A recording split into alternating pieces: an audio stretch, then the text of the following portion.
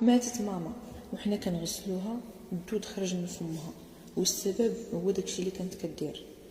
انا هي اللي جات عندي المغسله كتجري وقالت لي اجي تشوف امك حالتها كيفاش دايره، وجهها كحل والدود خارج من فمها بسبب داكشي اللي كانت كدير وهي في الحياه. انا بنت عندي 22 عام وخويا عنده 18 عام.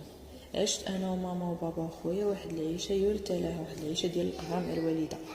كانت واحد الانسانه نرجسيه وعدوانيه، عشنا معاها في القهر وفي الظلم وفي المعيور. والوالد مسكين كان ديما هز علينا العصا. راكم عارفين الوالدين، مسكين ديما مقهور وكتعايرو وكتحتقرو قدام الناس وكتفكر غير في راسها.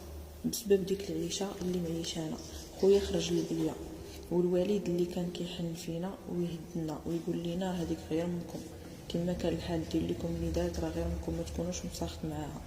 بقينا عايشين على داك الحال حتى النهار توفى الوالد.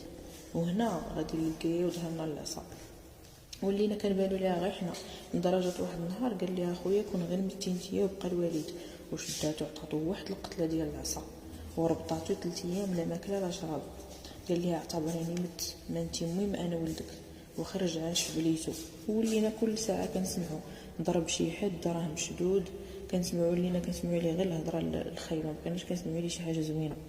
ماما مسوقاش لي ونساتو كاع بحال كاع عمرها من ولداتو. مشات الايام وجات الايام، عشت مع الوالده 8 سنين ديال العذاب. وانا كنت انسانه ملتزمه، كنلبس الواسع وكنلبس السيف وعارفه بيني وبين الله بحكم التربيه اللي رباني الوالد الله يرحمه. وهي ما كنتش عاجباها، كانت ديما تدور وتقول لي واش انت يا ماما كتعيشي من داك الزيف غتبقاي ديما قاجه راسك به ودوك الشراوط الواسعين اللي كتلبسي، نوضي ديري كيلالياتك وتبغي الشعر وتلقيه وتبغي الضفار وماكي لعل وعسى يشوفك شي حد ونتهنى منك. ولا غتبقاي ديما تابعه ليا الهضره اللي كيقول لك باك راك دابا طفريه. قلت ليها شكون غادي يبغي يتناسب معاك وانتي مخاصمه مع كلشي وداخله المحاكم مع كلشي، ما كاينش اللي كيحملك اصلا. باقي الوالد حد الان كيذكروه الناس غير بالخير. وشداتني عطاتني واحد القتله تاع العصا وحبستني في البيت، حتى من الصلايه كتخبيها عليا، وحتى من القران ما كتخلينيش نقراه، ويدوز من حدايا وانا كنصلي كتخوي عليا الماء وكتقول لي سمحي لي راه ما شدكش. انا غير صابره وساكته. ماشي غير هادشي، ولات كتخدم الناس سحور، ها اللي باغي يأذي شي حد، ها اللي باغي يقتل، ها اللي باغي يمرض، كيجيو عندها الناس للدار وكتجيب دوك الحيوانات الميتين كتخدم بهم. والقفوله والكفونه عندنا غير مشتين في الدار. نهار هضرت معاها ونصحتها، قالت لي شوفي ما حدك كتاكلي عندي وعايشه معايا، شوفي وسكتي، راه هادشي هو اللي فيه الفلوس وهو اللي كنصرف بيه عليا وعليك. وإلا ما عجبكش الحال الباب وسع من كتافك. الا بغيتي تعيشي في هاد الدنيا خصك تاذي الناس قبل ما تاذيك، خص الناس يخافوا منك كما كيديروا لي انا. وهي راه ما حامله حتى حد، ما كرهواش تموت. كيعيطوا عليها الناس باش يسولوها على الشغل ديالهم، واش كدفنوا في المقبره ولا لا. هادشي كامل كنسمعوا وحضرت ليه. المهم بقينا على هاد الحال حتى لواحد النهار كنتفاجئوا بها ماتت، وجاها موت الفجأة. جات السيده باش تغسلها شويه وجات كتجري عندي، قالت لي يا اختي اجي اختي دخلي تشوفي داكشي اللي كنشوف.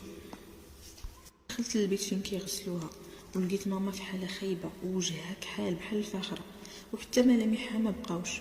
واللي كثر من هذا الشيء الدود كيخرج ليها من فمها. انا بقيت مصدومه، ويليش هذا الشيء، والريحه خانزه بزاف لدرجه السيده قالت لي انا ما نقدرش نكمل الغسل تاعها. قولي لي امك اش كانت كدير؟ قلت لك المهم حضرت راسي ما قدرت نقول لها حتى شي حاجه. قالت لي غير شوفي بنتي شكون اللي كمل لك هادشي. وانا بحكم تعامل الوالده مع الناس حتى حد ما بغى يغسلها معايا، وحتى حد ما حضر الجنازه تاعها كاع وكاع ما تسوقوا.